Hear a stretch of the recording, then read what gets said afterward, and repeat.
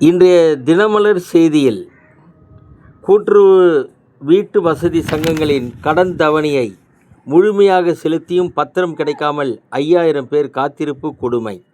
2019 காசோலை மோசடி வழக்கில் மதிமுக எம்எல்ஏ சதன் திருமலைக்குமாருக்கு 2 ஆண்டு சிறை தண்டனை விதித்து சென்னை ஜார்ஜ் டவுன் நீதிமன்றம் தீர்ப்பளித்தது.